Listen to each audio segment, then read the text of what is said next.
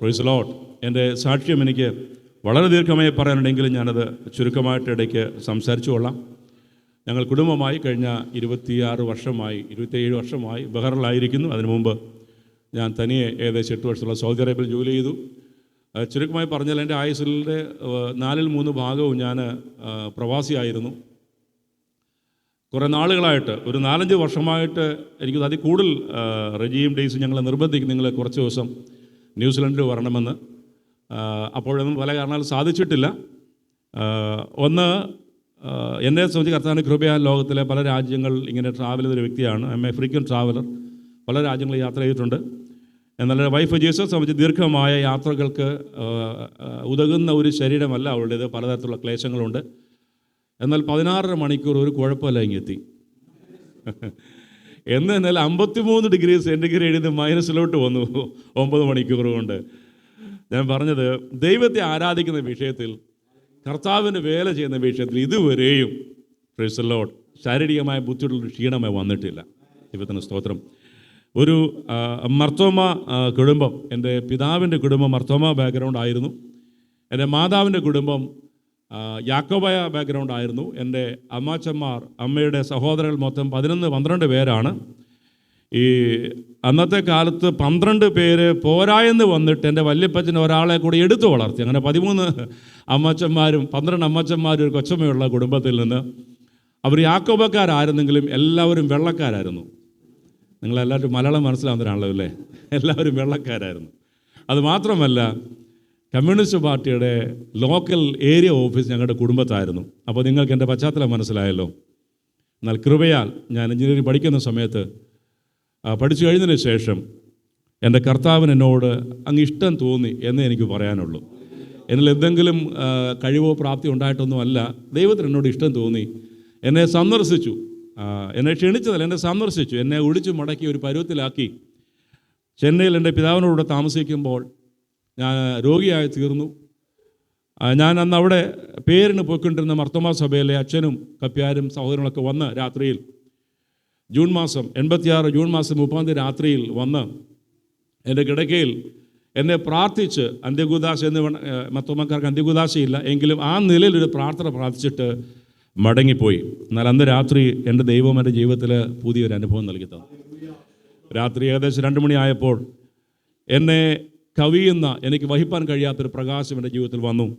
ഞാൻ നിന്നെ സൗഖ്യമാക്കുന്ന യഹോവയാകുന്നൊരു ശബ്ദം ഞാൻ കാതുകളിൽ കേട്ടു. എന്ത് ചെയ്യണമെന്നറിയത്തില്ല.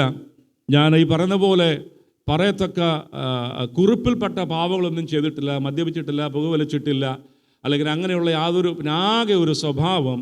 ഒരു വർഷം 360 ദിവസം ഉണ്ടെങ്കിൽ 450 ഫിലിം കാണും. ഇതായിരുന്നു ആകെയുള്ള ഒരു ദുസ്വഭാവം. സിനിമ അഡിക്റ്റ് എന്ന് മാത്രമല്ല, അന്ന് ഞാൻ രക്ഷിക്കപ്പെടുമ്പോൾ നാട്ടിൽ TV black and white TV ആണ്. അന്ന് TV ഒരു തമിഴ് സീരിയൽ അഭിനയിക്കാനുള്ള റിഹേഴ്സൽ നടന്നുകൊണ്ടിരിക്കും. ഞാൻ അതിലും പോയി. അതിലും ഒരു ഒരു സീരിയൽ അഭിനയിക്കാനുള്ള വീട്ടിലറിയാതെ ചട്ടവട്ടമൊക്കെ കൂടി ഞാനും എൻ്റെ ഒരു സ്നേഹിതനും 2 സ്നേഹിതന്മാരും കൂടി. അതിലൊരുവൻ ഇപ്പോൾ ന്യൂയോർക്കിലോ ഡാലസിലോ യാക്കോബ സഭയുടെ ഒരു വലിയ മെത്രാപ്പോലീത്തയാണ്.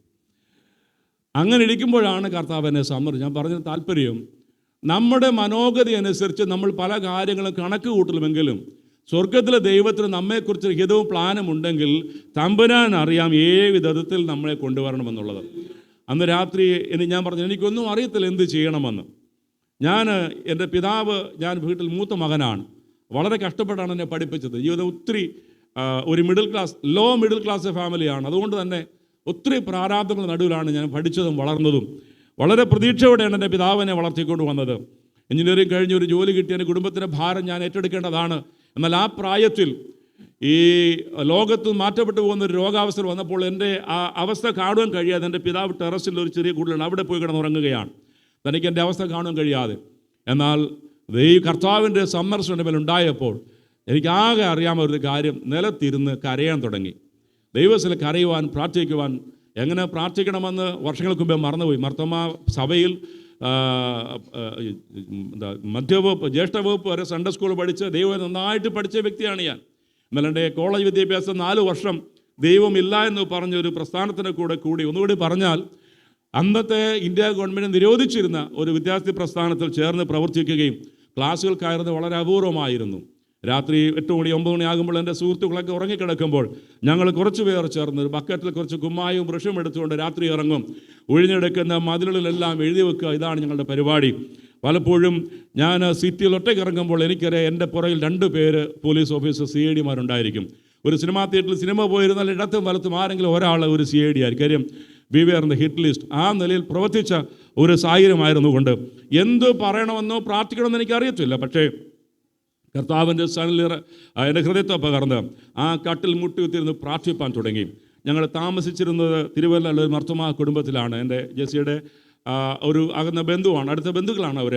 ആ വീട്ടിലെ മാതാവ് എനിക്ക് വേണ്ടി വളരെ കരയുകയും പ്രാർത്ഥിക്കുകയും ചെയ്തു. ഞാൻ ഈ പറഞ്ഞ സംഭവം നടക്കുമ്പോൾ രാത്രി 10 മണി വരെ ആ മാതാവിൻ്റെ അടുക്കൽ ഇരുന്നുകൊണ്ട് ഈ തുണിക്കകത്ത് മണൽ ചൂടാക്കി കിഴികെട്ടി എൻ്റെ നെഞ്ചത്തൂടെ ദേഹത്തൂടെ ഇങ്ങനെ തിരുമ്മിയത്. കാര്യം അങ്ങനെയെങ്കിലും വേദനയ്ക്ക് ശമനം ഉണ്ടാകുമെന്ന് കരുതി. ആ സമയത്ത് ഞാൻ ആ മാതാവ്, ഞാൻ മമ്മിയെന്നാണ് വിളിക്കുന്നത്, അദ്ദേഹത്തിൻ്റെ മകൻ എൻ്റെ ഫ്രണ്ടാണ്. ആ സഹോദരിമാർ ഞങ്ങൾ ഒന്നിച്ച് പഠിച്ചു വളർന്നവരാണ്.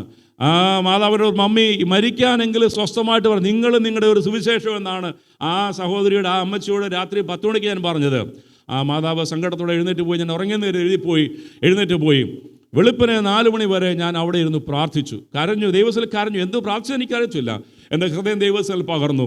കർത്താവായ യേശു ക്രിസ്തു രക്ഷിതാവായ സ്വീകരിപ്പിനിടയായി തീർന്നു. ഞാൻ വെളുപ്പിനെ 4 മണിയായപ്പോൾ എഴുന്നേറ്റ് വീടിൻ്റെ തൊട്ടുപുറയിലാണ്, കോമ്പൗണ്ട് തന്നെയാണ് കിണറിൽ പോയിട്ട് വെള്ളം കോരി തൊട്ടി വഴി തലവഴി ഇങ്ങനെ ഒഴിക്കാൻ തുടങ്ങി. ഈ ശബ്ദം കേട്ടിട്ട് മാതാവ് ഇറങ്ങി വന്നു.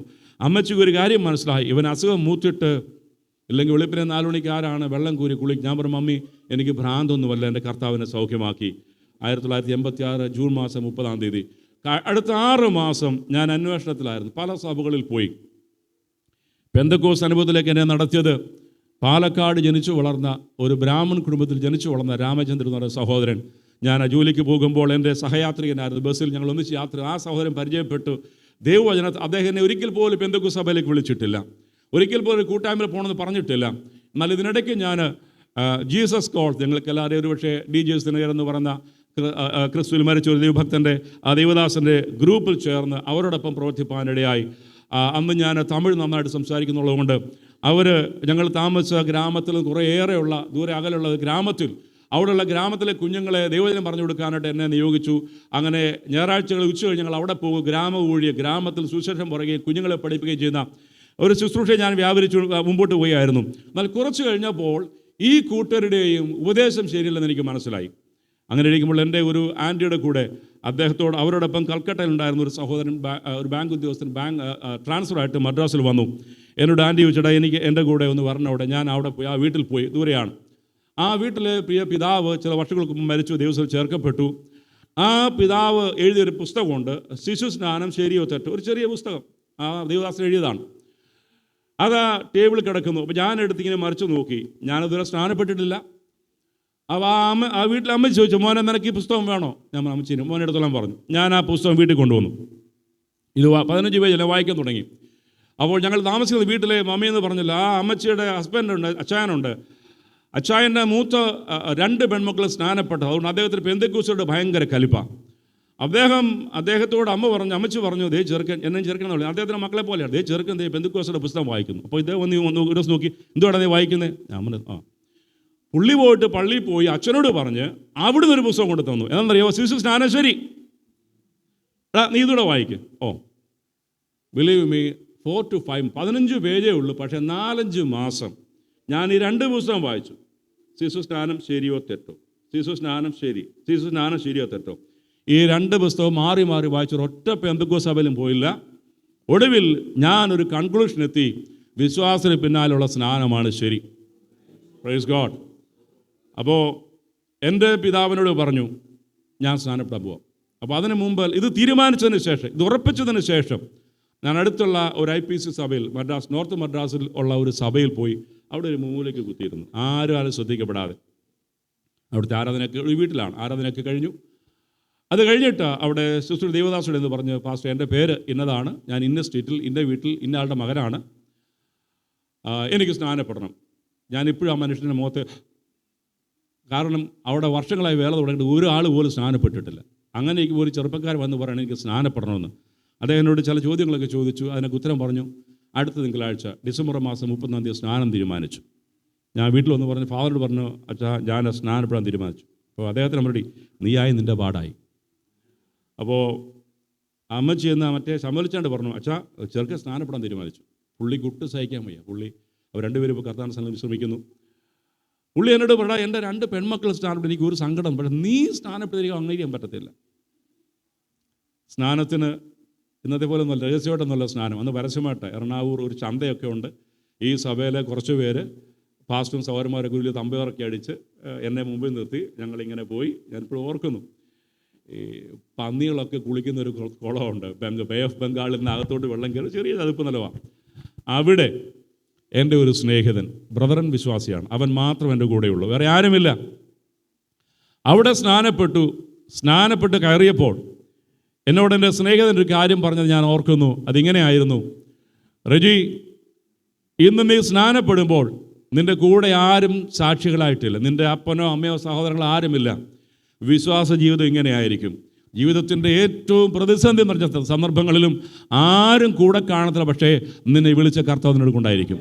ജീവിതത്തിൽ ഇന്ന് വരെ ഞാൻ അനുഭവിക്കുന്ന പ്രിയമുള്ളവരെ, ആ സഹോദരൻ ദീർഘവർഷങ്ങളായി കർത്താവിൻ്റെ വേലയുള്ള നോർത്ത് ഇന്ത്യയിൽ. അതിനുശേഷം എൻ്റെ ജീവിതത്തിൻ്റെ മാറ്റങ്ങൾക്ക് പലതരത്തിലുള്ള മാറ്റങ്ങളാണ് ഉണ്ടായത്.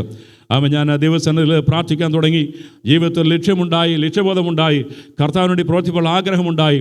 അവിടെ നിന്ന് ബോംബെയിലേക്ക് 4-5 വർഷം ബോംബെയിൽ IPC സഭയുടെ ബന്ധത്തിൽ ആരാധിച്ചു.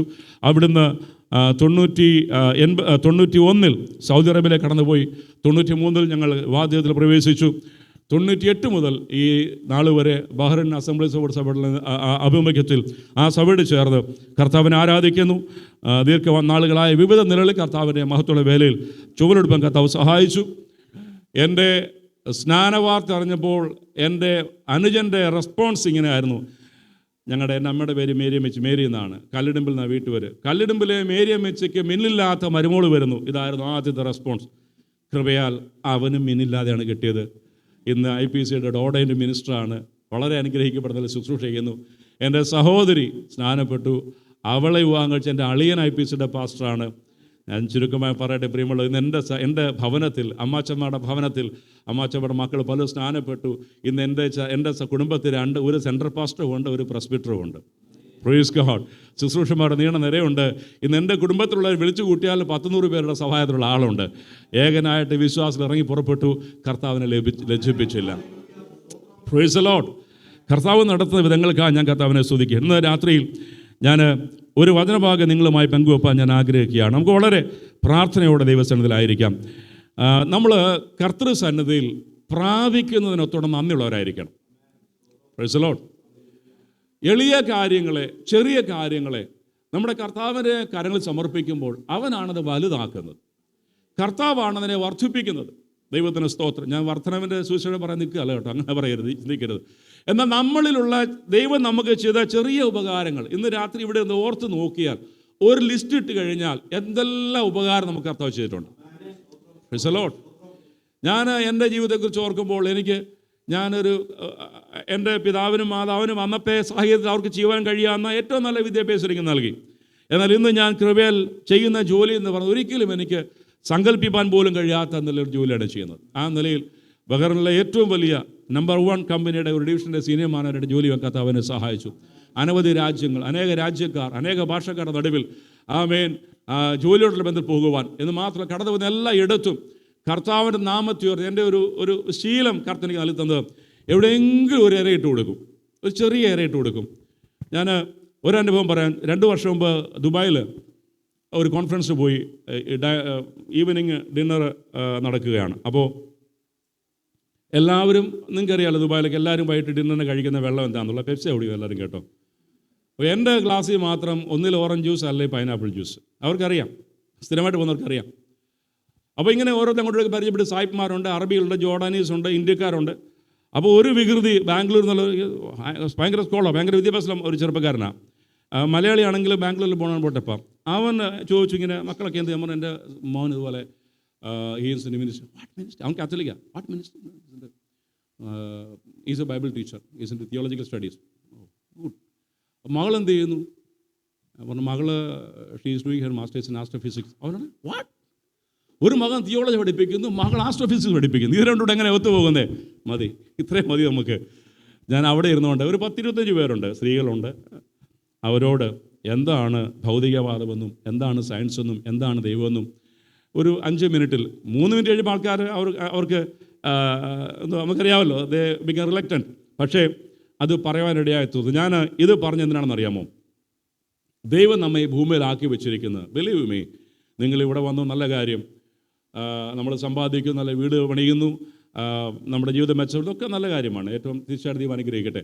എന്നാൽ കർത്താവ് നാമും കർത്താവുമായിട്ട് മുഖാമുഖം നിൽക്കുന്നൊരു ദിവസമുണ്ട്. അന്ന് കർത്താവ് നമ്മോട് കണക്ക് ചോദിക്കുമ്പോൾ എത്ര കാറ് വാങ്ങി, എത്ര വീട് വാങ്ങി, ഇതൊന്നും ചോദിക്കും. കർത്താവിന് that is lease bothered him.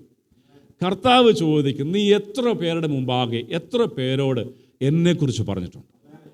എൻ്റെ സാക്ഷിയായി ഒരവസരം നിനക്ക് കിട്ടിയപ്പോൾ നിനക്ക് പറയാൻ കഴിഞ്ഞിട്ടുണ്ടോ? ആമേൻ. നാം എത്ര നാൾ ഈ ഭൂമിയിൽ ജീവിക്കുന്നുള്ള വിഷയമേ അല്ല. പക്ഷേ നാം ഈ ഭൂമി വിട്ടു പോകുമ്പോൾ നാം അവിടെ ഇട്ടിട്ട് പോകുന്ന നമ്മുടെ ലെഗസി ഉണ്ടല്ലോ, നമ്മളെക്കുറിച്ച് പറയുന്ന ഒരു കാര്യം. ഞാൻ ആദ്യമായിട്ട് ജപ്പാനിൽ ചെന്ന ഉടനെ ഇതുപോലെ ഡിന്നർ പാർട്ടിക്ക് ഒരാൾ വൈൻ ഗ്ലാസ് വെച്ച് നീട്ടി. ഞാൻ പറഞ്ഞു സോറി. അപ്പോൾ അടുത്തിരുന്ന ആൾ ഒരു ഓഫീസർ, അദ്ദേഹം സ്ഥിരമായിട്ട് ബഹറിൽ വരുന്ന ആളാണ്. അദ്ദേഹം don't you know he's angels team. എൻ്റെ ബോസ്, എൻ്റെ GM ഒരു ദൈവദാസനാണ്. എൻ്റെ ഒരു സഹപ്രവർത്തകൻ, അദ്ദേഹം ഞങ്ങളെല്ലാം ദൈവമക്കളാണ്. അപ്പോൾ അവരെ രണ്ടുപേരെയും വിളിക്കുന്ന ഏഞ്ചൽസ് എന്നാണ് വിളിക്കുന്നത്. കാര്യം ജപ്പാനിലവർക്ക് സ്ഥിരം പോവുകയും വരും ചെയ്യുന്നതുകൊണ്ട് അവർ വിളിക്കുന്നത് ഏഞ്ചൽ എന്നാണ്. ജോർജ് കുട്ടി സാൻ ഈസ് എൻ ഏഞ്ചൽ എന്നാണ്. എൻ്റെ ബോസിന് ജോർജ് കുട്ടി എന്നാണ്. അപ്പോൾ ജാപ്പനീസ് സാൻ ചേർത്ത് ജോർജ് കുട്ടി San is N Angel. Don't you know he's from the Angeles team. അപ്പോൾ ഞാനും മാലാഖമാരുടെ കൂട്ടത്തിലാണെന്ന് അവർക്കറിയാം. എന്നെ ഇതിനു മുമ്പ് കണ്ടിട്ടില്ല. ദൈവമക്കളെ, ഞാനത് ഓർത്ത് അന്ന് രാത്രി ദൈവത്തെ ഒത്തിരി മഹത്വപ്പെടുത്തി. കാരണം വിദൂരമായൊരു ദേശത്ത് എന്നെ ഒരിക്കലും കണ്ടിട്ടില്ലാത്തവർ എന്നെക്കുറിച്ച്, അല്ലെങ്കിൽ കൂടെയുള്ള സഹോദരങ്ങളെക്കുറിച്ച്, നമ്മളെക്കുറിച്ച് പറഞ്ഞ സാക്ഷ്യം എന്താണ്? നമ്മെ അറിയാത്തവർ, വിദൂരത്തിലുള്ളവർ നമ്മെ കാണുമ്പോൾ നമ്മെക്കുറിച്ച് പറഞ്ഞ സാക്ഷ്യം എന്താണ്? ഇന്നത്തെ തലമുറ ചോദിക്കും, എന്താണ് വേഷവിധാനത്തിൽ കാര്യമുണ്ടോ? ഇടുന്ന ഡ്രസ്സിൽ വല്ല കാര്യമുണ്ടോ? ഒരു കാര്യമില്ല. അത് ഇങ്ങനെയുള്ള നടന്ന കുഴപ്പമൊന്നുമില്ല. പക്ഷേ നീ ധരിക്കുന്ന വസ്ത്രം, നിൻ്റെ മുഖഭാവം, നിൻ്റെ വായിൽ വരുന്ന വാക്കുകൾ വെളിപ്പെടുത്തുന്ന നീ ആരാണെന്നും ആർക്കുള്ളവനാണെന്നും. Praise the lord. അതിന് ഇമ്പോർട്ടൻസ് ഉണ്ട് പ്രിയമുള്ളവരെ. അല്പം വില കൊടുത്താൽ നമുക്ക് മനസ്സിലാകും. ഇന്ന് രാത്രി ആ നില കർത്താവ് ഞങ്ങളെ ജയത്തോടെ നടത്തുന്നു. ജെസി ഏറ്റവും മൂത്ത ആളാണ്. അവർ 5 സഹോദരങ്ങളാണ്. 3 പേർ എൻ്റെ കൂടെ ബഹറിൽ തന്നെ ഉണ്ട്. ഒരാൾ ഇവിടെയുണ്ട്, ഒരാൾ കൊച്ചിയിലായിരിക്കും. അവരും സൗദി അറേബ്യയിലായ ഇപ്പോൾ കൊച്ചിയിലായിരിക്കുന്നു. ദൈവം ഞങ്ങൾക്ക് 2 മക്കളെ തന്നു. മൂത്ത മകൻ ജോയൽ ദേവദാസിൻ്റെ പഠിച്ച കുളത്തിന് ബാംഗ്ലൂർ SIBCയിൽ നിന്നും തിയോളജിയിൽ മാസ്റ്റേഴ്സ് എടുത്തിയപ്പോൾ ബാംഗ്ലൂരിൽ ഒരു സഭയുടെ യൂത്ത് പാസ്റ്റർ എടുക്കാത്തതിന് മാത്രമുള്ള വേല ചെയ്യുന്നു. മകളുടെ സാക്ഷി ഞാൻ ഇടയ്ക്ക് സമയം കിട്ടുന്നതനുസരിച്ച് പറഞ്ഞുകൊള്ളാം. കർത്താവ് ഞങ്ങൾ ഇത്രത്തോളം നടത്തി. കഷ്ടവും പ്രയാസവും സങ്കടവും ഇല്ലാഞ്ഞിട്ടല്ല. ഒരു വേള ഇവിടെ ഇരിക്കും നിങ്ങൾ പലരും കടന്നുപോയതിനേക്കാൾ അതികഠിനമായ ശോധന കൂടി കടന്നുപോയ ഒരു കുടുംബമാണ് ഞങ്ങളുടെ കുടുംബം. എന്നാൽ കർത്താവിൻ്റെ കൃപ ഞങ്ങളെ താങ്ങി നടത്തി. ഒരിക്കൽ പോലും പിറുവിറുക്കാനിടയായിട്ടില്ല. Price the Lord. ഒരിക്കൽ പോലും പിറുവിറുക്കാനിടയായിട്ടില്ല. ദൈവസന്നിധിയിൽ സന്തോഷത്തോടെ കർത്താവിനെ സ്തുതിപ്പാൻ കൃപ കർത്താവ്. നമുക്കൊരു വാക്യം വായിക്കാം. മർക്കോസിൻ്റെ സുവിശേഷം 9-ാം അധ്യായത്തിൻ്റെ 28-ാമത്തെ വാക്യം നമുക്ക് അത് വായിക്കാം. 27-29.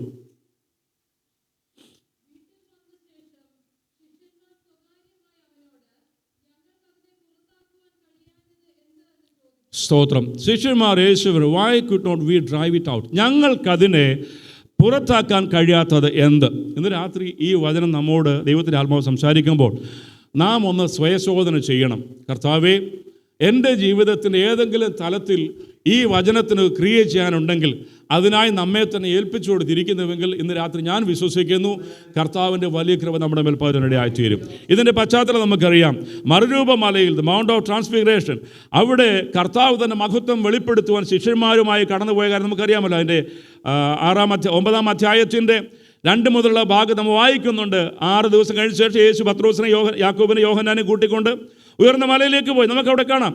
എന്നിട്ട് അവിടെ ഇരിക്കുമ്പോൾ കർത്താവിൻ്റെ രൂപമൊക്കെ മാറി. പത്രോസ്, യാക്കോബ്, യോഹന്നാനും ഒക്കെ അത് കണ്ട് ആശ്ചര്യപ്പെട്ടിട്ട് പത്രോസ് പറയുകയാണ്, കർത്താവേ, ഇവിടെ ഇരിക്കുന്നത് നല്ലത്. ദൈവത്തിന് സ്തോത്രം. ഇവിടെ ഇരിക്കുന്നത് നല്ലത്. മഹത്വത്തിൻ്റെ ആ ദർശനമുണ്ടായപ്പോൾ പത്രോസിന് ഒരു കാര്യം ഇഷ്ടപ്പെട്ടു. ഇത് കൊള്ളാം അല്ലേ? ഒന്നും അറിയണ്ട, തേജസ്സിൻ്റെ പ്രഭയിൽ നിറഞ്ഞ് അതിനകത്ത് മുങ്ങി കർത്താവിനെ കാണുന്നു. മോശയെ വലിയ സംസാരിക്കുന്നത് കാണുന്നു. സ്വർഗത്തിൻ്റെ ഒരു കാഴ്ച കാണുന്നു. ഇവിടെ ഇരുന്നാൽ പോരെ, എന്തിനാ നാട്ടിൽ താഴോട്ടിറങ്ങി പോകുന്നത്? അവിടെ ചെന്ന് കഴിഞ്ഞാൽ വിശപ്പുണ്ട്, പട്ടിണിയുണ്ട്, ദാഹമുണ്ട്, പൈതാഹമുണ്ട്. എന്താ ഈ പരീശന്മാരും യഹൂദന്മാരും എല്ലാം ഇങ്ങനെ പുറകെ നടക്കുക, ഉപദ്രവം ഒന്നും വേണ്ട. കർത്താവ് പറഞ്ഞു, മോനെ ഇവിടെ ഇരുന്നാൽ മതി, നമുക്ക് താഴോട്ട് പോവാം. താഴോട്ട് ചെന്നപ്പോൾ എന്താ ഉള്ളത്? പ്രിയമുള്ളവരെ, ആലയത്തിൽ വരുന്നതും ആരാധിക്കുന്നതും ഏറ്റവും സന്തോഷമുള്ള കാര്യമാണ്. ആഴ്ചയിൽ ഒരിക്കലാണ് ഇവിടെയൊക്കെ എനിക്ക് തോന്നുന്നു നമുക്ക് ഇങ്ങനെ വിശുദ്ധ സഭായോഗം കൂടാൻ കഴിയുന്ന ഇടയ്ക്ക് മീറ്റിംഗ് ഉണ്ടായിരിക്കാം. പക്ഷേ വിശുദ്ധ സഭായോഗം എന്ന് പറയുന്നത് ഏറ്റവും അനുഗ്രഹിക്കപ്പെട്ട കാര്യമാണ്. യഹോവയുടെ ആലയത്തിലേക്ക് പോകാമെന്ന് അവർ എന്നോട് പറഞ്ഞപ്പോൾ എൻ്റെ ഹൃദയം സന്തോഷിച്ചു. സംഘത്തിൽക്കാരൻ പറഞ്ഞു, ആലയത്തിൽ പോകാമെന്ന് പറയുമ്പോൾ ഒരു തീഷ്ണത, ഒരു എരിവ് ഉണ്ടായിരിക്കണം. ഞായറാഴ്ച ദിവസം അല്ലെങ്കിൽ ആരാധനയ്ക്ക് വേർതിരിച്ച ദിവസം അതെൻ്റെ ദൈവത്തിനുള്ള ദിവസമാണ്. അന്ന് എൻ്റെ യാതൊരു കാര്യപരിപാടിക്ക് സ്ഥാനമില്ല. ആരാധന വല്ല നിവൃത്തിയും ഉണ്ടെങ്കിൽ, രോഗക്കിടക്കയിലല്ലെങ്കിൽ ഞാൻ പറയുന്നത് ആരാധനയ്ക്ക് വരണം. ദൈവത്തിന് സ്തോത്രം. പക്ഷേ അവർ battle field not inside the church. താഴ്വരയിൽ ചെല്ലുമ്പോൾ അവിടെ ഒരു വലിയ പ്രശ്നം നടക്കുകയാണ്. ഒരു വലിയ പ്രശ്നം നടക്കുക. എന്താണ് പ്രശ്നം? ഭൂതരോഗമുള്ള, ചന്ദ്രരോഗമുള്ള ഒരു മകനെ കൊണ്ടൊരു പിതാവ് വന്നു. ശിഷ്യന്മാരോട് ചോദിച്ചു, നിങ്ങൾക്ക് ഇവനെ സൗഖ്യമാക്കാൻ കഴിയുമോ? അവർ പറഞ്ഞു, ഞങ്ങളെ കൊണ്ട് പറ്റത്തില്ല. കർത്താവ് ശിഷ്യന്മാരും 3 പേരുമായി താഴോട്ടിറങ്ങി വരും. അവിടെ വലിയൊരു ടഗ് ഓഫ് വാർ നടക്കുകയാണ്, വലിയ വാഗ്വാദം നടക്കുകയാണ്. കർത്താവ് ചോദിച്ചു, എന്താ അവിടെ പ്രശ്നം? അപ്പോൾ ആ പിതാവ് ഓടി വന്ന് പറയാണ്, ഇത് അവന് സംഭവിച്ചിട്ട് എത്ര കാലമെന്ന് പിതാവിനോട് ചോദിച്ചു. ആ പിതാവിനോട് ചോദിക്കുമ്പോൾ അവരോട്, നിങ്ങൾ ഇവരുമായി തർക്കിക്കുന്നതെന്ന് ചോദിച്ചു. അതിന് പുരുഷാർത്ഥം ചോദിച്ചു, ഗുരു, ഊമനായ ആത്മാവ് എൻ്റെ മകനെ ഞാൻ നിൻ്റെ അടുക്കൽ കൊണ്ടുവന്നു. അത് അവനെ ഇവിടെ വെച്ച് നമുക്ക് സമയം കൊണ്ട് ഞാൻ വായിക്കുന്നില്ല. എന്നിട്ട് ആ മനുഷ്യൻ പറയുകയാണ്, അതിനെ പുറത്താക്കേണ്ടതിന് ഞാൻ നിന്റെ ശിഷ്യന്മാരോട് പറഞ്ഞിട്ട് അവർക്ക് കഴിഞ്ഞില്ല എന്ന് ഉത്തരം പറഞ്ഞു. പ്രശ്നം ഇതാണ്, യേശുവിൻ്റെ ശിഷ്യന്മാരുടെ അടുക്കൽ ഈ രോഗിയെ കൊണ്ടുവന്നു. ഈ കൊണ്ടുവന്ന പിതാവിന് ഒരു പ്രതീക്ഷ ഉണ്ടായിരുന്നു. ഇവന്മാരുടെ അടുക്കൽ ചെന്നാൽ എൻ്റെ മകനൊരു സൗഖ്യം വരും. പക്ഷെ അവർക്ക് കഴിഞ്ഞില്ല. പ്രിയമുള്ളവരെ, ദൈവസഭയെ ഈ ഭൂമിയിൽ കർത്താവിൻ്റെ വരവോളമാക്കി വെച്ചിരിക്കുന്നത് പ്രതീക്ഷയറ്റ ചിലർക്ക് പ്രതീക്ഷ കൊടുക്കാൻ വേണ്ടിയാണ്. ജീവനറ്റ ചിലർക്ക് ജീവൻ കൊടുക്കാൻ വേണ്ടിയാണ്.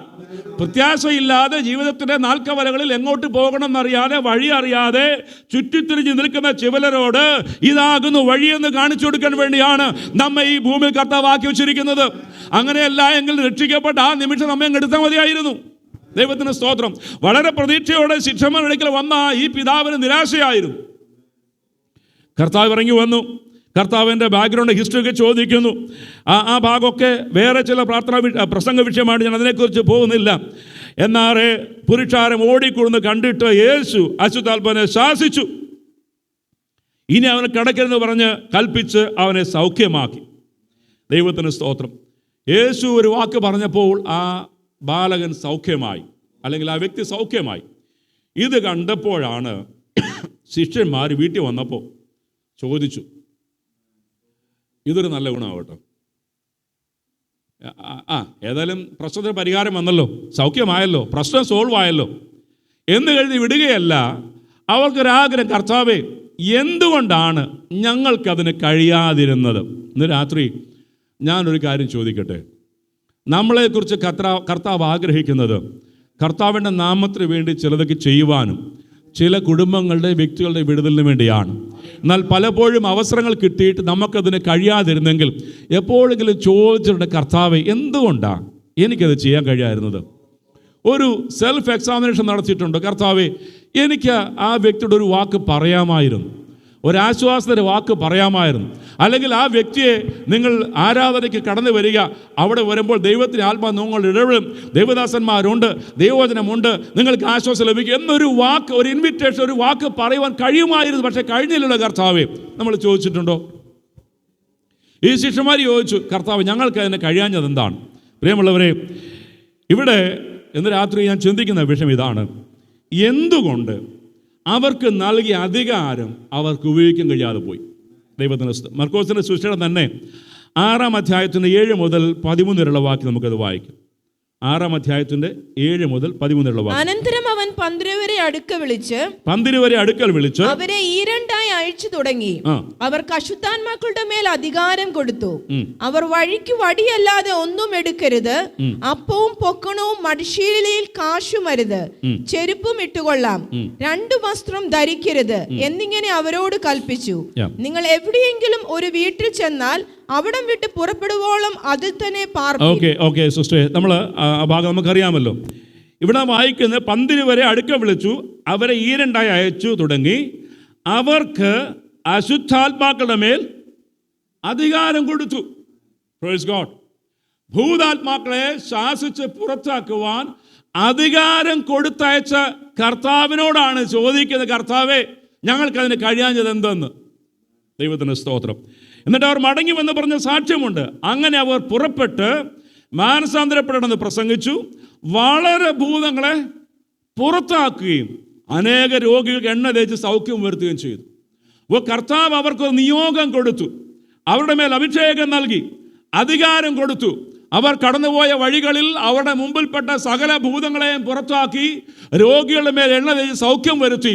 കർത്താവ് അവർക്ക് കൊടുത്ത നിയോഗം, ആത്മനിയോഗത്താൽ അവർ ശുശ്രൂഷ ചെയ്ത് സന്തോഷത്തോടെ മടങ്ങി വന്ന ഒരു കൂട്ടരാണ് ഇപ്പോൾ ചോദിക്കുന്നത്, ഞങ്ങൾക്കതിനെ പുറത്താക്കാൻ കഴിയാഞ്ഞതെന്ത്?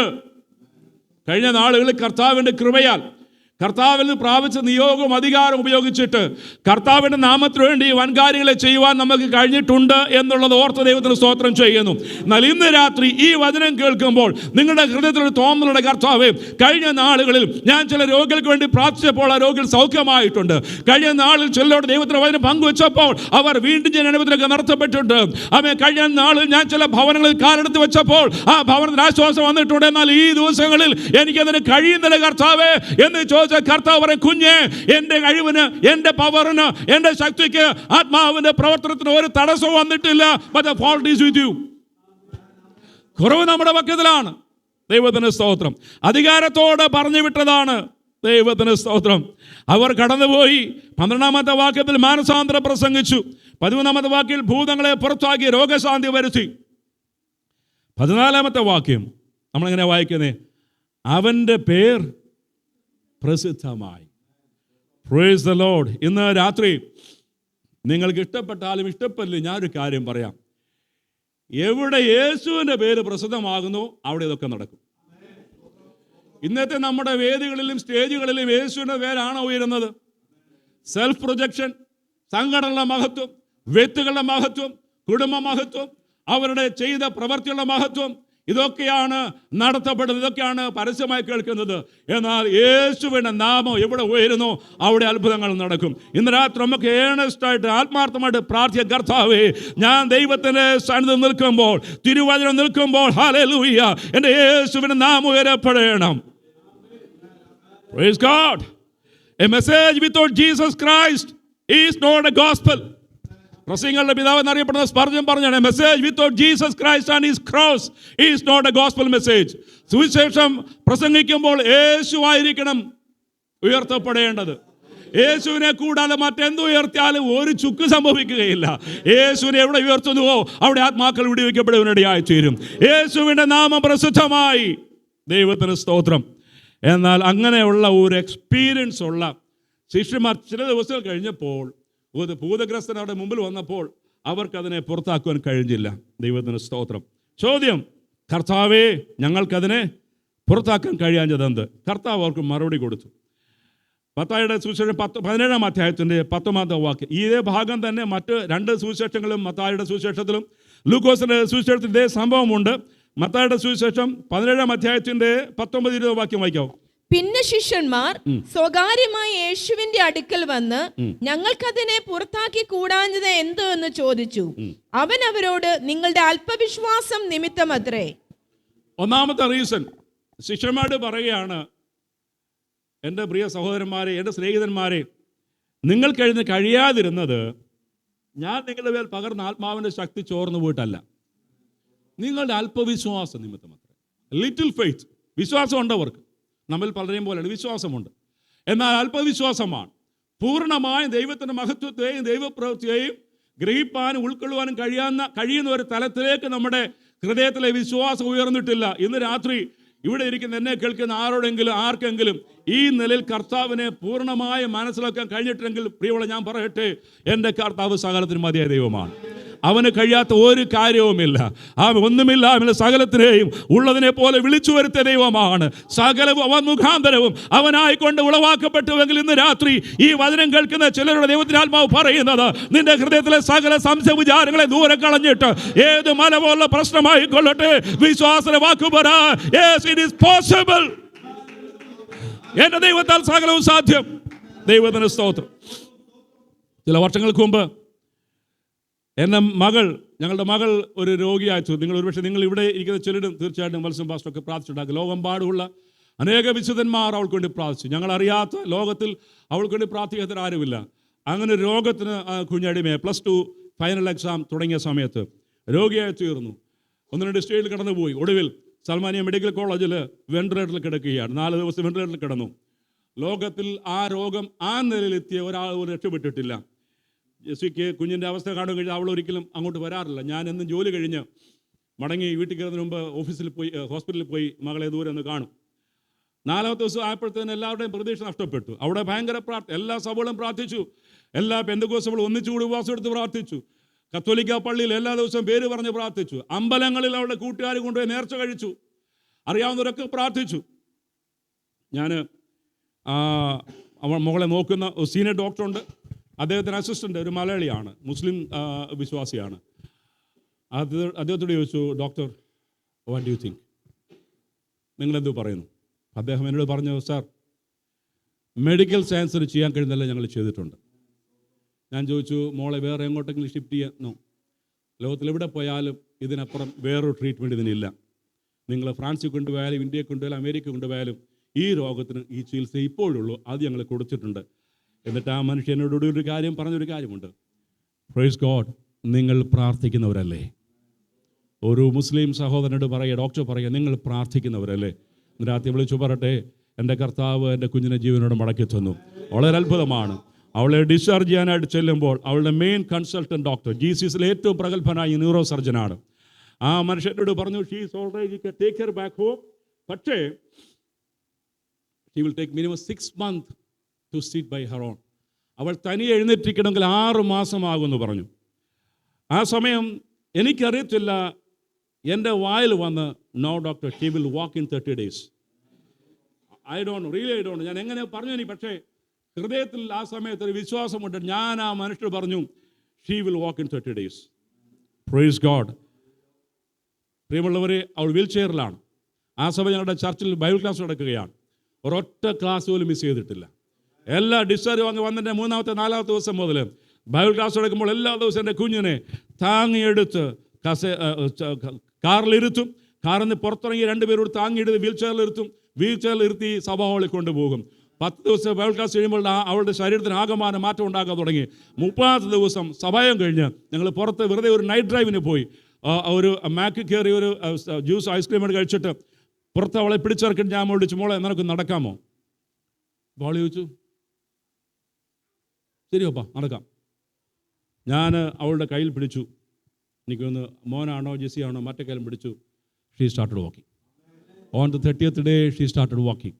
Price the Lord. ഞാൻ പറഞ്ഞത്, എൻ്റെ ദൈവത്തിന് കഴിയാത്ത ഒരു കാര്യമില്ല. അനവധി സാക്ഷ്യങ്ങൾ ദൈവം നേരിട്ടിടപെട്ട് വിടുവിച്ച അനവധി സാക്ഷികളുടെ ജീവിതത്തിലുണ്ട്. എന്താണ് നമ്മുടെ ഹൃദയത്തിൽ വിശ്വാസം ഉണ്ടായിരിക്കണം. എൻ്റെ കർത്താവ് ശക്തനാണ്. ദൈവത്തിന് സ്തോത്രം. തീ പൊയ്കയിലേക്ക് എറിയപ്പെട്ട എബ്രായ ബാലന്മാരുടെ വിശ്വാസം എന്ന് പറയുന്നത്, യഹോവേ ദൈവം എന്നെ വിടുവിച്ചാലും ഇല്ലെങ്കിലും. ദൈവത്തിന് സ്തോത്രം. പ്രിയമുള്ളവരെ, ഞാനിത് പറയുമ്പോൾ തന്നെ ഇതേ രോഗം ബാധിച്ച് മരിച്ചവരുണ്ട്, ഞാനത് നിഷേധിക്കുന്നില്ല. എന്നാൽ എൻ്റെ ജീവിതത്തിൽ ഞാൻ ആദ്യം പറഞ്ഞ പോലെ എൻ്റെ കർത്താവ് എന്നോട് കരുണ തോന്നി. ഇന്ന് രാത്രി നമ്മുടെ കർത്താവിന് നമ്മോട് കരുണ തോന്നും. നമ്മോട് കൂടെ പരീക്ഷ എഴുതുന്നവരെല്ലാവരും പാസ്സായെന്ന് വരത്തില്ല, പക്ഷെ നിനക്കൊരു ജയം കർത്താവ് നൽകാൻ കഴിയും. നിന്റെ കൂടെ ഇന്റർവ്യൂ അറ്റൻഡ് ചെയ്യുന്ന എല്ലാവരും ആ ജോലിക്ക് സെലക്ഷൻ ആവണമെന്ന് നിർബന്ധമില്ല, പക്ഷെ നിന്റെ കാര്യത്തിൽ കർത്താവ് കരുണ കാണിക്കും. Price the Lord. ശിഷ്യന്മാരുടെ അല്പവിശ്വാസം, ഞാൻ നിങ്ങളെ അനോയിന്റ് ചെയ്ത് നിങ്ങളെ അധികാരപ്പെടുത്തി അയച്ചപ്പോൾ നിങ്ങളുടെ ഹൃദയത്തിലുണ്ടായ ആ വിശ്വാസം നിങ്ങൾക്ക് ഇന്നില്ല. കാലപ്പഴക്കത്താൽ ഇന്ന് രാത്രി പെന്തക്കോസ്ത് സഭകൾക്ക് പറ്റിയ ഏറ്റവും വലിയ പരാജയം എന്ന് പറയുന്നത്, കാലപ്പഴക്കത്താൽ ശുശ്രൂഷയുടെ മഹത്വം കൈമോശം വന്നു പോയി. ദൈവത്തിന് സ്തോത്രം. ഒരു നാൾ നമുക്ക് കരയണമായിരുന്നു, നമുക്ക് പട്ടണം എടുക്കണമായിരുന്നു, നമുക്ക് ഉപവസിക്കണമായിരുന്നു, കർത്താവിനുവേണ്ടി പ്രവർത്തിപ്പാൻ ആഗ്രഹമുണ്ടായിരുന്നു. ദൈവം തലമുറകളെ വളർത്തി ഉയർത്തി മാനിച്ച് എല്ലാം തികഞ്ഞപ്പോൾ ഇപ്പോൾ അതിനൊന്നും ആവശ്യമില്ല നിലയിലേക്ക് വന്നെങ്കിൽ ഇന്ന് രാത്രി ദൈവത്തിനൊപ്പം നമ്മോട് പറയുന്നത്, മടങ്ങി വന്ന് നിന്റെ ആദ്യ ആളുകളിലെ വിശ്വാസത്തിലേക്ക് മടങ്ങി വരും കർത്താവ് ഇടയാക്കട്ടെ.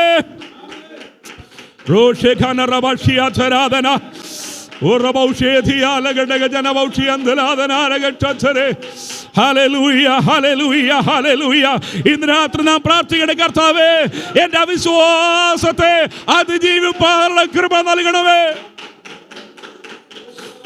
Thank you Lord. ഈ രാത്രി നമ്മൾ പ്രാർത്ഥന ചെയ്താൽ, കർത്താവേ എന്റെ അവിശ്വാസത്തെ അതിജീവിപ്പാനുള്ള കൃപ നൽകണമേ. Praise the Lord. ഒരു നേരം ആഹാരം കഴിക്കാനില്ലെങ്കിലും കുഴപ്പമില്ല കർത്താവേ. ദൈവത്തിന് സ്വത്ത്. കഴിഞ്ഞ ചില നാൾക്കും ഒരു ദിവസം ഞങ്ങളുടെ ആ ദേശങ്ങളിലൊക്കെ ഇവർ 30 ദിവസം റമദാൻ മാസം വ്രതം അനുഷ്ഠിക്കും, 30 ദിവസം. അപ്പോൾ ഞങ്ങളുടെ കമ്പനിയിൽ ഒരു safety ഓഫീസറുണ്ട്.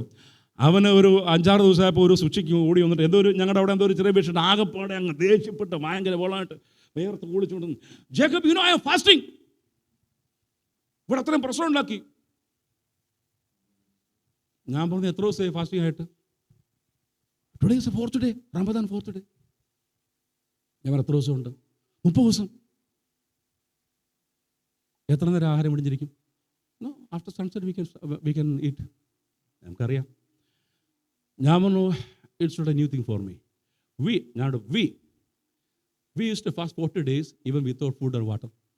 Come on, 40 days without food? Yes, man. അപ്പോൾ എൻ്റെ സഹോദരൻ ഡേവിസ് ഉണ്ട്. Yes, we do take fast. Many of our people take fast on 40 days without even water and food. Come on, man. Is it possible? It's possible. അപ്പോൾ നമ്മുടെ ആൾക്കാരുടെ നമ്മൾ ചുമ്മാ തമാശ പറയാം പാസ്റ്റർ. നമ്മുടെ പുതിയ തലമുറ ആൾക്കാർ ചുമ്മാ പാസ്റ്റർ വെറുതെ ബടായി അടിക്കാതെ. ഞാൻ പറയാം സഹോദരന്മാരെ, എൻ്റെ മാതാവ് ക്രോണിക് മൈഗ്രെയിൻ പേഷ്യൻ്റായിരുന്നു. സൗത്ത് ഇന്ത്യയിലെ അമ്മയെ കാണിക്കാത്ത ഡോക്ടർമാർ വലിയൊരു മെഡിക്കൽ ഉൾപ്പെടെ എല്ലാം കാണിച്ചു, രക്ഷയില്ല. അതെനിക്കും കിട്ടി, ഒരു രക്ഷയില്ല. ഞാൻ സൗദി അറേബ്യ വർക്ക് ചെയ്യാം, ഓപ്പൺ എയറിലാണ് വർക്ക് ചെയ്യുന്നത്. Room temperature 55 to 56 degree centigrade. വൈകിട്ട് 5 മണി ആകുമ്പോഴത്തേന് ഒരു പരുവാകും. പിന്നെ 2 ദിവസത്തേക്ക് ഞാൻ യൂസ്ലെസ്. തലവേദന എടുത്തെന്ന് പറഞ്ഞാൽ തലയിലൊരു തണുത്ത വെള്ളം തോർത്ത് മുറുക്കി കിട്ടി ഒരൊറ്റ കിടപ്പ് കിടക്കും. അധികം മൈഗ്രെയിൻ അനുഭവിച്ചുള്ളവർക്കറിയാം. ഒരു ദിവസം ദൈവസ്ഥന് ചെന്നിരുന്ന പ്രാർത്ഥിച്ചിരുന്നപ്പോൾ ദൈവാത്മ എന്നോട് ഒരു ദൈവദാസൻ വന്ന തന്നെ അനുഭവം പറഞ്ഞു. ഉപവസിച്ച് പ്രാർത്ഥിച്ചാൽ ചില രോഗങ്ങൾക്ക് സൗഖ്യം ഉണ്ടാകുന്നു. പിന്നത്തെ വിൻ്റർ ആകട്ടെ എന്ന് കരുതിയില്ല. ആ സമ്മർ ഞാൻ തീരുമാനിച്ചു 40 ദിവസം ഉപവസിച്ച് പ്രാർത്ഥിക്കാമെന്ന്.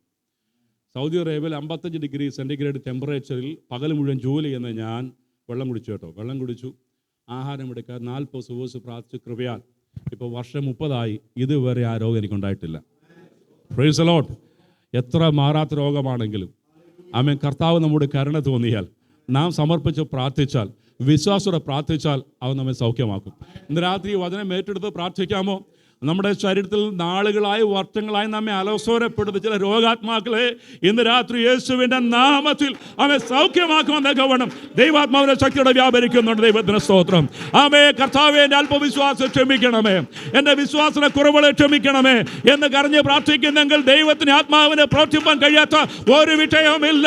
എത്ര പ്രായമായെന്നോ എത്ര പഴക്കമുണ്ടെന്നോ എത്ര ഗുരുതരമാണെന്നോ കർത്താവിന് വിഷയമല്ല.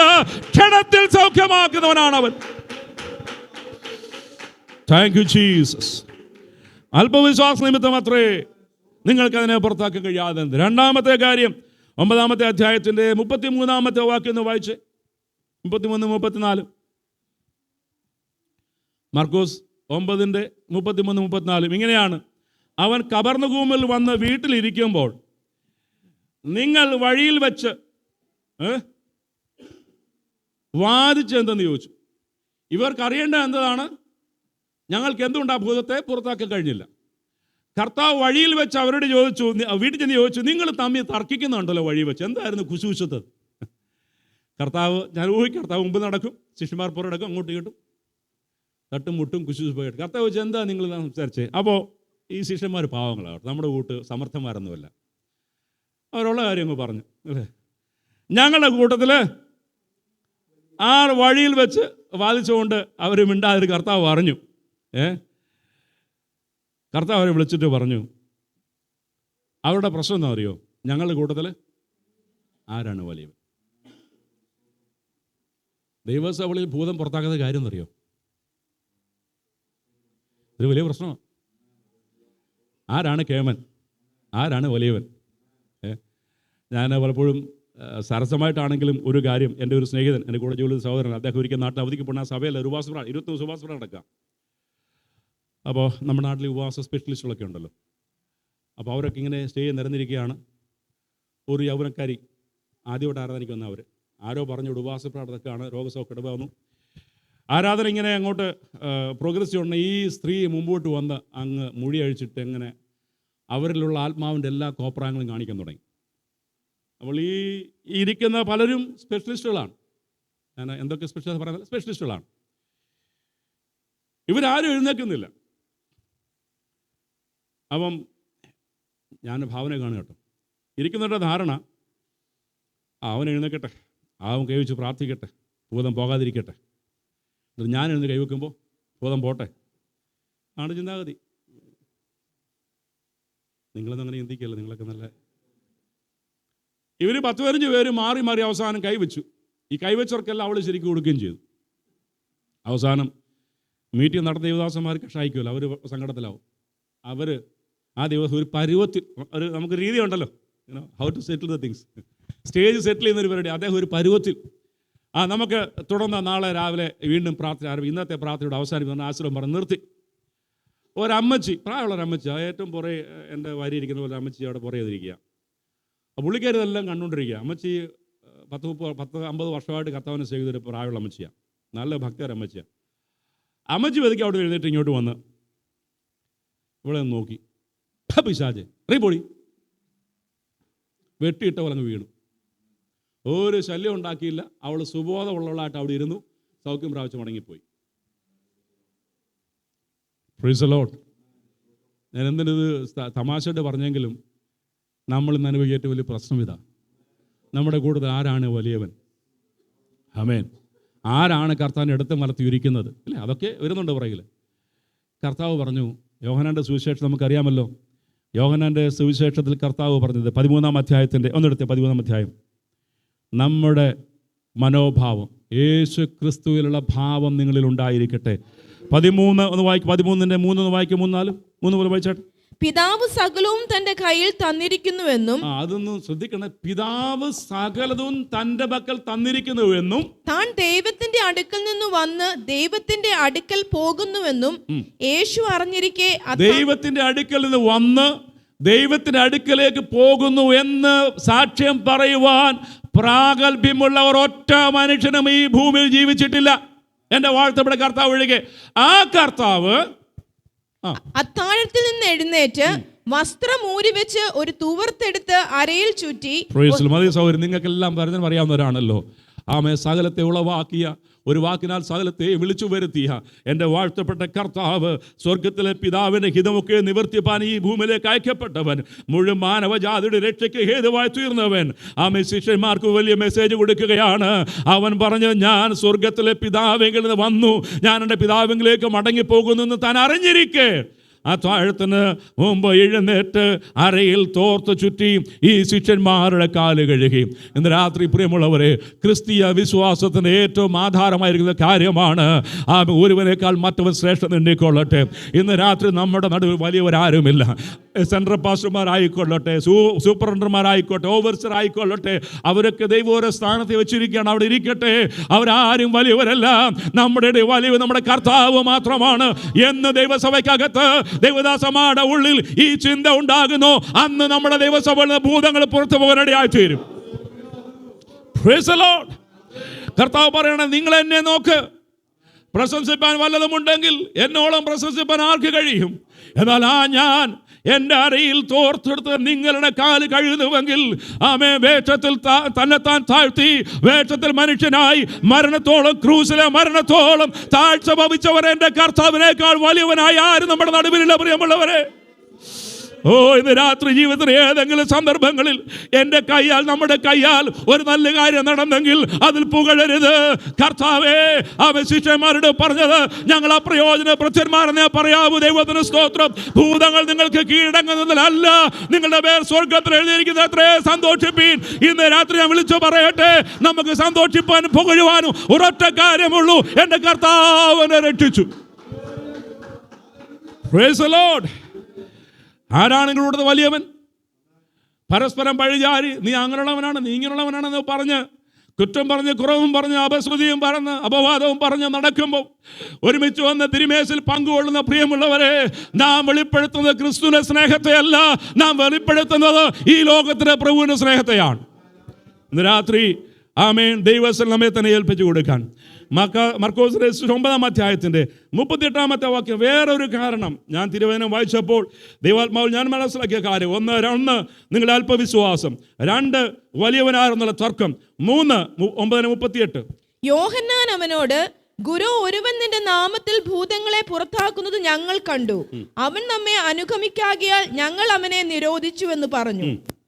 അതിന് യേശു പറഞ്ഞത്, അവനെ വിരോധിക്കരുത്. എന്റെ നാമത്തിൽ ഒരു വീര്യപ്രവൃത്തി ചെയ്തിട്ട് വേഗത്തിൽ എന്നെ ദുഷിച്ചു പറവാൻ കഴിയുന്നവൻ ആരുമില്ല. സ്തോത്രം. നമുക്ക് പ്രതികൂലമല്ലാത്തവൻ നമുക്ക് അനുകൂലമല്ലോ. ഇവരുടെ വേറൊരു കുഴപ്പം, ഇവരുടെ കൂടെ കൂടവരൊക്കെ അങ്ങ് വിരോധിക്കുക. ദൈവാത്മാവ് ഉള്ളിലുള്ളവൻ, ദൈവസ്നേഹം ഉള്ളിൽ വസിക്കുന്നവന് എങ്ങനെ കർത്താവിൻ്റെ നാമത്തിൽ ഉള്ള ഒരുവനെ വിരോധിപ്പാൻ കഴിയും? ഇവിടുത്തെ അത് ആ പദം നമ്മളൊന്ന് സ്പ്ലിറ്റ് ചെയ്ത് വായിക്കുകയാണെങ്കിൽ, ഗുരു, ഒരുവൻ മലയാളത്തിൻ്റെ വ്യാഖ്യാനം കേട്ടോ, അതിന് മൂലഭാഷയിലെ വ്യാഖ്യാനം അങ്ങനെ ആവണമെന്നില്ല. അവർ ഭർത്താവ് ഒരുവൻ നിന്റെ നാമത്തിൽ ഭൂതങ്ങളെ പുറത്താക്കുന്നു, അല്ലേ? ഒരുവൻ നിന്റെ നാമത്തിൽ ഭൂതങ്ങളെ പുറത്താക്കുന്നു. ഞങ്ങൾ 9 പേര് കൂടിയിട്ട് ഒരു ഭൂതം പോലും പുറത്തു പോകുന്നില്ല. ആ സെൻറ്റൻസ് നമ്മൾ സ്പ്ലിറ്റ് ചെയ്യണം. അവൻ ഒരുത്തൻ വിചാരിച്ചിട്ട് ഭൂതങ്ങൾ കുറേ പോകുന്നു, ഞങ്ങൾ 9 പേര് വിചാരിച്ചിട്ട് ഒരു ഭൂതം പുറത്താകുന്നില്ല. ഇതാണല്ലോ കാരണം, ഇതാണല്ലോ അവിടെ വിഷയം. മറ്റുള്ളവരെ വിരോധിക്കുന്നവർ. പ്രിയമുള്ളവരെ, ഞാനെപ്പോഴും പറഞ്ഞൊരു കാര്യമുണ്ട്, നമുക്ക് അന്യോന്യം ആശയപരമായ വൈരുദ്ധ്യങ്ങളുണ്ടായിരിക്കാം. എൻ്റെ പ്രിയ സഹോദരൻ പറഞ്ഞ എല്ലാ കാര്യങ്ങളും എനിക്ക് യോജിക്കണമെന്നില്ല, അപ്പോൾ ഞാൻ പറഞ്ഞ എല്ലാ കാര്യങ്ങളും ആ സഹോദരൻ യോജിക്കണമെന്നില്ല. പക്ഷേ നാം ക്രിസ്തുവിൽ ഒന്നാണ്. പറയാനുള്ള കാര്യം മാന്യമായിട്ട് യോഗമായിട്ട് സഹോദരൻ പറഞ്ഞ് എനിക്ക് ഇഷ്ടപ്പെട്ടു, അത് ശരിയല്ല. പക്ഷേ നാം ക്രിസ്തുവിൽ ഒന്നാണ്.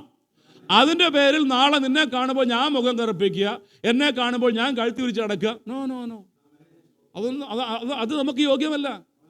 പറയാനുള്ള കാര്യം മാന്യമായിട്ട് പറയണം, യോഗ്യമായിട്ട് പറയണം, സഭ്യമായിട്ട് പറയണം. തീർന്നു, പ്രശ്നം തീർന്നു. കാരണം നാം ക്രിസ്തുവിൽ ഒന്നാണ്. അടുത്ത ഞായറാഴ്ച തിരുമേശ ഒരുക്കി വെക്കുമ്പോൾ നമുക്ക് 2 പേർക്കും ഇതിൽ നിന്ന് മുറുക്കി കഴിക്കേണ്ടവരാണ്.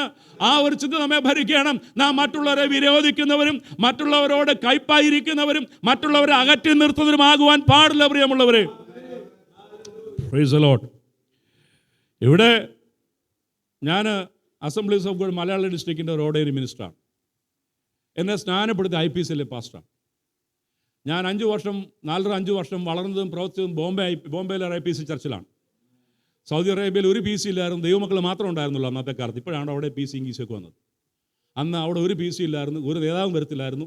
ഞങ്ങൾ പാവപ്പെട്ട ദൈവമക്കൾ ഒരുമിച്ച് കൂടി ദൈവത്തെ അത് അന്നത്തെ സന്തോഷം ഇന്ന് ഒരിക്കലും അനുഭവിച്ചത്. ഉള്ള കാര്യം പറയാം, സൗദി അറേബ്യയിൽ അനുഭവിച്ച ആത്മീയ സഹോദര ജീവിതത്തിൽ ഇതുവരെ എങ്ങും അനുഭവിച്ചിട്ടില്ല. കാര്യം അന്ന് ഡിവിഷൻ ഇല്ലായിരുന്നു, നേതാക്കന്മാരില്ലായിരുന്നു, വിഭാഗ്യതയില്ലായിരുന്നു. എല്ലാവരും ക്രിസ്തുവിൽ ഒന്നുള്ള ചിന്ത ഉണ്ടായിരുന്നുള്ളൂ. നാട്ടിൽ ഞാൻ ചർച്ച കൂടുകാരനാണ്. എൻ്റെ മാതൃസഭ ചർച്ച കൂടെ വെള്ളക്കുളങ്ങര ചർച്ച കൂടിലെ മെമ്പറാണ് ഞാൻ. അപ്പോൾ ഞാൻ പറഞ്ഞു, ഞാനൊരു യൂണിവേഴ്സൽ പെന്തക്കോസ്തുകാരനാണ്. Praise the Lord.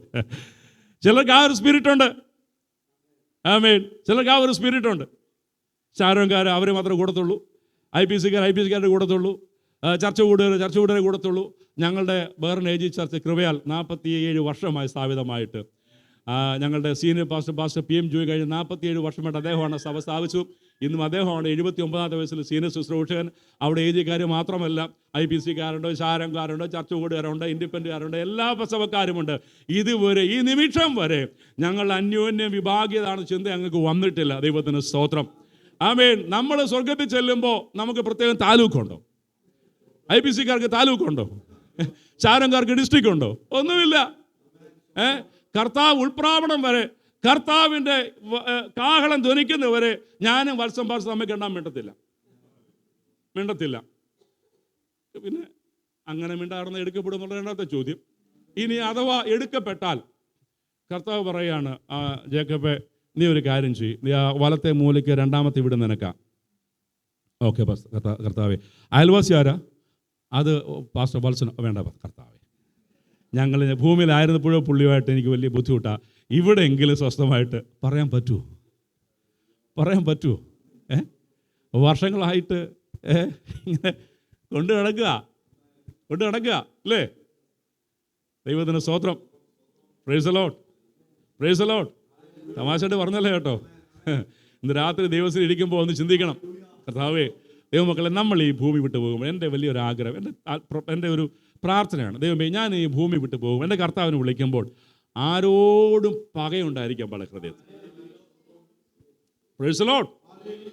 ആരോടും പക എൻ്റെ ഉള്ളിൽ കെട്ടിക്കിടക്കാൻ പാടില്ല. ഈ ഭൂമിയിൽ ദുഷ്ടപിശാച് നമ്മെ പുറകോട്ട് വലിക്കുന്ന ഒരു കാര്യവും നമ്മുടെ ജീവിതത്തിൽ ഉണ്ടായിരിക്കാൻ പാടില്ല.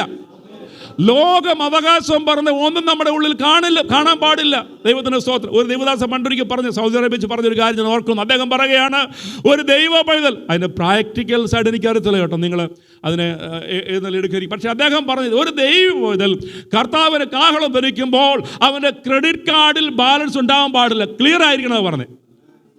അദ്ദേഹം പറയത്രേ ഉള്ളൂ, ഈ ലോകത്തിൻ്റെ സമ്പത്ത് നമ്മൾ കടം വാങ്ങിച്ച് കൊടുക്കാതെ പോകരുതെന്ന്. ക്രെഡിറ്റ് കാർഡ് കടമല്ലേ? ഇവിടെ വന്ന് എൻ്റെ മാസ്റ്റർ ഇവിടെയൊക്കെ വന്ന് ഇതൊക്കെ പറഞ്ഞ് ഞങ്ങൾ എങ്ങനെ ജീവിക്കും? ഞാനും വ്യത്യസ്തരൊന്നുമല്ല കേട്ടോ, ഞാനും ക്രെഡിറ്റ് കാർഡ് നടക്കുന്നവനാണ്.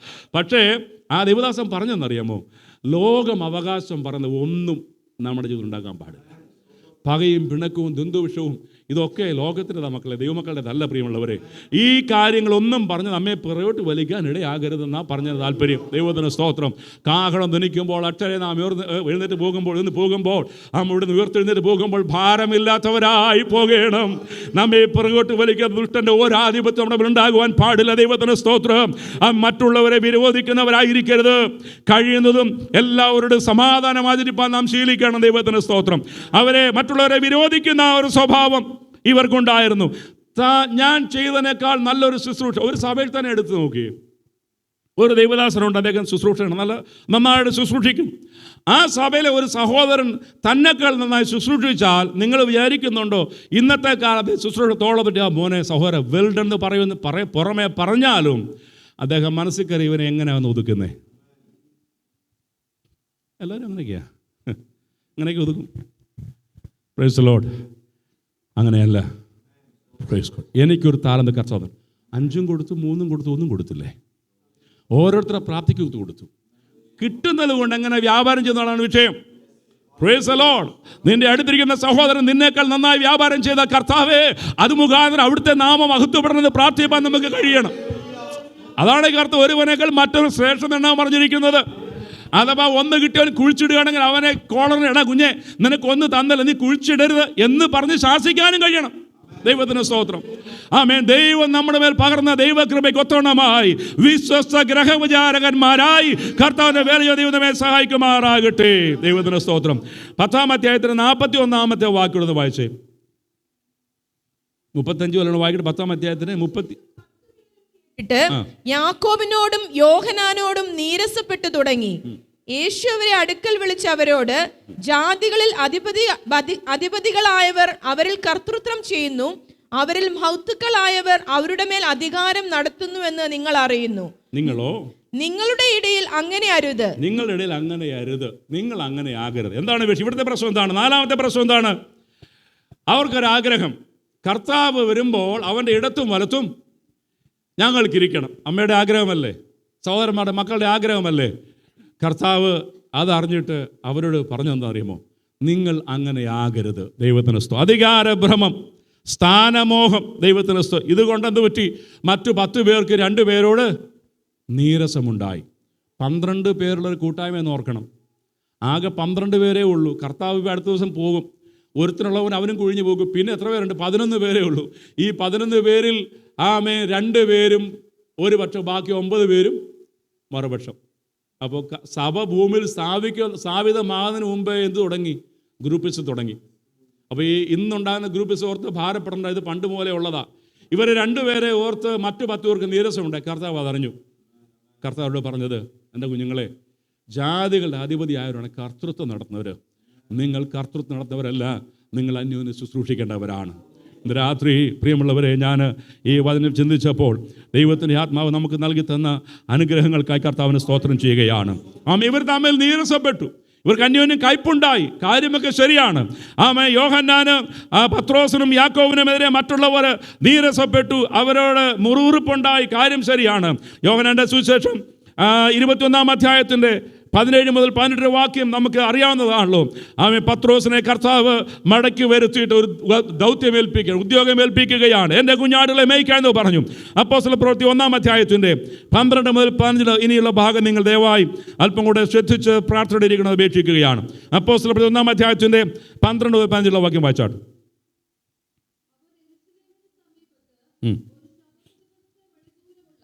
ഒലിവുമല വിട്ട് യെരൂശലേമിലേക്ക് മടങ്ങിപ്പോന്നു. അവിടെ എത്തിയപ്പോൾ അവർ പാർത്ത മാളിക മുറിയിൽ കയറിപ്പോയി. പത്രോസ്, യോഹന്നാൻ, യാക്കോബ്, അന്ത്രയോസ്, ഫിലിപ്പോസ്, തോമസ്, ബർത്തലോമായി, മത്തായി, അൽഭായുടെ മകനായ യാക്കോബ്, എരിവുകാരനായ ശീമോൻ, യാക്കോബിന്റെ മകനായ യൂദ. ഓക്കെ സഹോദരി, നമുക്കറിയാം ആ പെന്തക്കോസ്തിന്റെ അനുഭവത്തെ കുറിച്ച് പറയുകയാണ്. ഈ പറഞ്ഞ യാക്കോബ്, യോഹന്നാൻ, പത്രോസും അവിടെ ഉണ്ട് അല്ലേ? ഇവരെല്ലാം കൂടെ ഒരുമിച്ച് കൂടി ഇരുന്നപ്പോൾ നാം വായിക്കുന്നത് പോലെ ദൈവത്തിന്റെ പരിശുദ്ധാത്മാവിന്റെ മേൽ വരികയും 2-ാം അധ്യായത്തിന്റെ 14-ാമത്തെ വാക്യം, 2:14. അപ്പോൾ പത്രോസ് 11 പേരോടുകൂടെ എഴുന്നേറ്റു. എങ്ങനെ നിന്ന്? 11 പേരോടുകൂടെ നിന്നുകൊണ്ട് ഉറക്കെ അവരോട് പറഞ്ഞത്. വന്നു കഴിഞ്ഞപ്പോൾ ഇവരൊരുപോലെയായി 11 പേരും.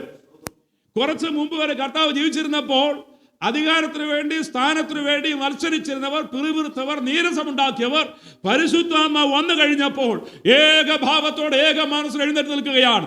പത്രോസ് വായ തുറന്ന് സംസാരിച്ചു. അന്നേരം ചോദിച്ചില്ല, ഇവനാരാ സംസാരിപ്പാൻ, ഇവനെ ആരാ പാസ്റ്ററാക്കിയത്, ഇവനെ ആരാണ് ലീഡറാക്കിയത്, ആരെങ്കിലും ചോദിച്ചോ? ഇല്ല. പരിശുദ്ധാത്മാവ് വന്നു കഴിഞ്ഞപ്പോൾ അപ്പോൾ പത്രോസ് എഴുന്നേറ്റ് സംസാരിപ്പാൻ തുടങ്ങി. അവന്റെ മേൽ പകർന്ന ദൈവത്തിന്റെ പരിശുദ്ധാത്മാവിന്റെ ശക്തിയാൽ ലോകത്തിലെ ആദ്യത്തെ സുവിശേഷ പ്രസംഗം പ്രസംഗിപ്പാൻ ഇടയായി തീർന്നു. അന്ന് എത്ര പേരെ രക്ഷിക്കപ്പെട്ടത്? എത്ര പേരാ 1-ാമത്തെ വർഷം രക്ഷിക്കപ്പെട്ടത്? 3000-5000 3000 പേർ സഭയോട് ചേർന്നു. ഇനി 4:24 ഇവിടെ ഒരു ഐക്യത രൂപപ്പെട്ടു. പ്രിയപ്പെട്ട, ഇന്ന് രാത്രി ഞാൻ എൻ്റെ മെസ്സേജിന് ഏറ്റവും ക്രൂഷ്യലായിട്ടുള്ള ഫൈനസ്റ്റ് വേർഡ്സിലേക്ക് വരികയാണ്. എവിടെ ദൈവകൃപ നമുക്ക് നഷ്ടമായോ? എന്തുകൊണ്ട് ഭൂതശാന്തി, രോഗശാന്തി വരെ ദൈവസഭയ്ക്ക് നഷ്ടമായോ? അത് മടക്കി പിടിക്കാനുള്ള അവസരമാണ് ഇന്ന് രാത്രി ദൈവാത്മാവ് ഒരുക്കുന്നത്. 4:24 വായിച്ചേ. ഒരു വലിവിറ്റ നടക്കുകയാണ്. ആമേൻ. സഭ ഹെരോദാവ് പത്രോസിനെ പിടിച്ചകത്തിട്ട കാര്യമാണ്. 4:24. അത് കേട്ടിട്ട് അവർ ഒരുമനപ്പെട്ട് ദൈവത്തോട് നിലവിളിച്ചു പറഞ്ഞത്. ശിഷ്യന്മാരെ വിട്ടയച്ച ശേഷം അവർ ശിഷ്യന്മാരുടെ അടുക്കൽ വന്ന ചരിത്രം നമുക്കറിയാം.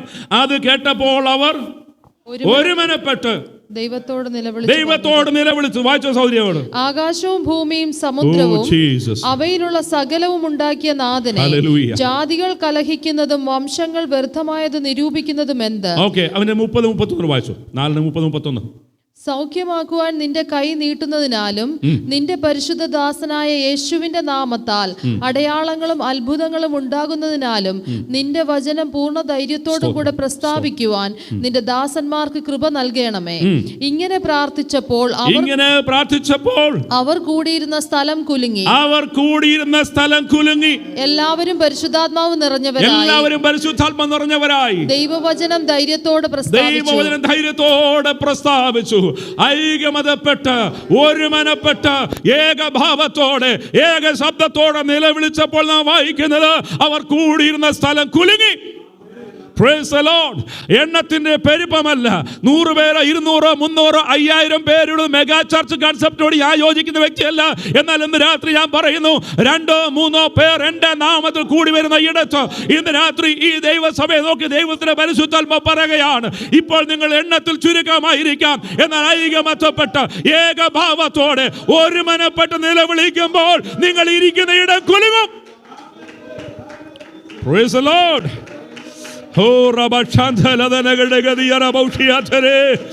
ഹല്ലേലൂയ. ഇന്ന് രാത്രി എത്ര പേർ ആഗ്രഹിക്കുന്നു ഞങ്ങൾ ആരാധിക്കുന്ന സ്ഥലം കുലുങ്ങത്തക്കവണ്ണം, എൻ്റെ ശരീരത്തിൽ ദൈവാത്മാവിന്റെ ശക്തി അനുഭവിച്ചറിയത്തക്കവണ്ണം, എന്നെ കാണുന്നവർ ക്രിസ്തുവിനെ കാണത്തക്കവണ്ണം, ഞങ്ങളുടെ സഭയെ കുറിച്ച് കേൾക്കുന്നവർ ഇവിടെ ദൈവിക വിടുതൽ നടക്കുന്ന ഇടമെന്ന് പറയത്തക്കവണ്ണം മാറ്റമുണ്ടാക്കണമേ കർത്താവേ, രൂപാന്തരം ഉണ്ടാക്കണമേ കർത്താവേ. നമുക്ക് പ്രാർത്ഥിക്കാം. 5:16 വായിച്ച് നമുക്ക് അവസാനം 5:16, 5-16 വാക്യം. അതുകൂടാതെ യെരൂശലേമിന് ചുറ്റുമുള്ള പട്ടണങ്ങളിൽ നിന്നും പുരുഷാരം വന്നുകൂടി രോഗികളെയും അശുദ്ധാത്മാക്കൾ ബാധിച്ചവരെയും കൊണ്ടുവരികയും അവർ എല്ലാവരും സൗഖ്യം പ്രാപിക്കുകയും ചെയ്യും. യേശു കർത്താവ് കൂടെ ഉണ്ടായിരുന്നപ്പോൾ ഒരു ഭൂതഗ്രസ്തനെ പുറത്താക്കുവാൻ കഴിയാതിരുന്ന ഇതേ ശിഷ്യന്മാരുടെ കൈകളാൽ യെരൂശലേമിന് ചുറ്റുമുള്ള പട്ടണങ്ങളിൽ കടന്നു വന്ന എല്ലാ രോഗികളും സൗഖ്യമായി, ഭൂതാത്മാക്കൾ വിട്ടുപോകാനിടയായി ചേർന്നു. ഇന്ന് രാത്രി 21-ാം നൂറ്റാണ്ടിന്റെ 2025 കാലത്തിൽ വന്നെത്തിയിരിക്കുന്ന ദൈവസഭയെ ദൈവാത്മാവ് ഞാൻ പ്രബോധിപ്പിക്കട്ടെ. ഐകമത്യത്തോടെ പ്രാർത്ഥിക്കുന്ന, ഉപവസിക്കുന്ന, നിലവിളിക്കുന്ന, കണ്ണുനീരൊഴുക്കുന്ന, കർത്താവിനോട് നിൽക്കുന്ന വിശുദ്ധന്മാരെ, അയൽ പട്ടണങ്ങളിൽ നിന്ന്, അയൽ ദേശങ്ങളിൽ നിന്ന് ദൈവിക വിടുതലിന് വേണ്ടി ഇവിടെ ജനം ഒഴുകി വരികയും അവർ സൗഖ്യം പ്രാപിക്കുകയും ചെയ്യും. ഇന്ന് രാത്രി ഹൃദയത്തിന്റെ കണ്ണുള്ള തുറക്കാമോ, വിശ്വാസത്തിന്റെ വാക്കുകൾ പറയാമോ? കർത്താവേ, ഞങ്ങളുടെ ഇടയിൽ അത്ഭുതങ്ങളാലും അടയാളങ്ങളാലും വീര്യപ്രവർത്തികളാലും നിന്റെ വചനത്തെ ഉറപ്പിക്കണമേ. ഇന്ന് ഞങ്ങൾ എണ്ണത്തിൽ ചുരുക്കമാണ്, ഇന്ന് ഞങ്ങൾ നമ്പേഴ്സ് കുറവാണ്. എന്നാൽ ദൈവത്തിന്റെ പരിശുദ്ധാത്മാവ് ശക്തമായി ഇടപെടുമ്പോൾ ഇവിടെ ചില അത്ഭുതങ്ങൾ നടക്കും. കഴിഞ്ഞ നാളുകളിൽ ഭൂതഗ്രസ്തർ വന്നിട്ട് അതുപോലെ മടങ്ങിപ്പോയെങ്കിൽ ഇനി ഞങ്ങളുടെ മധ്യ വരുന്ന ഒരു ഭൂതഗ്രസ്തനും വിടുതൽ പ്രാപിക്കാതെ മടങ്ങിപ്പോകയില്ല. ഓ രേഖാനേ ദൈവദാസന്മാരായി കർത്താവ് ശക്തീകരിക്കട്ടെ. നമ്മുടെ പ്രാർത്ഥനാ മുറികൾ, നമ്മുടെ വ്യക്തിപരമായ പ്രാർത്ഥന അനുഭവങ്ങൾ അതിനുള്ള ഊർജം സംഭരിക്കുന്ന സംഭരണശാലകളാകട്ടെ.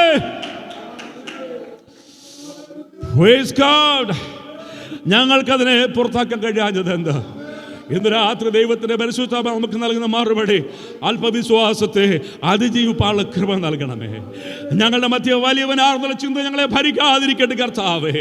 ആമേ. മറ്റുള്ളവരെ വിരോധിക്കുന്ന ഭാവം ഞങ്ങളിൽ നിന്ന് നീങ്ങിപ്പോകട്ടെ കർത്താവേ.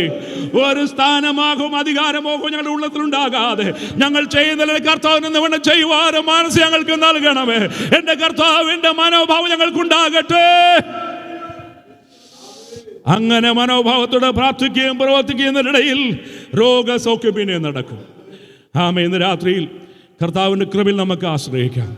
യേശുവിൻ്റെ നാമം പ്രസിദ്ധമാകട്ടെ. നമ്മുടെ കർത്താവിൻ്റെ നാമം ഉയരട്ടെ. ഈ രാത്രി അല്പസമയം ശുശ്രൂഷിക്കാൻ നൽകിയ ദേവദാസന് അല്പസമയം എന്ന് പറഞ്ഞത് തെറ്റാണ്, ധാരാളം സമയം നൽകിയ ദേവദാസന്മാർക്ക് നന്ദി പറയുന്നു. തുടർന്നും നിങ്ങളുടെ കൂട്ടായ്മയ്ക്ക് ഞാൻ ആഗ്രഹിക്കുന്നു. ദൈവത്തിനാൽ നമ്മെ സഹായിക്കുമാറാകട്ടെ.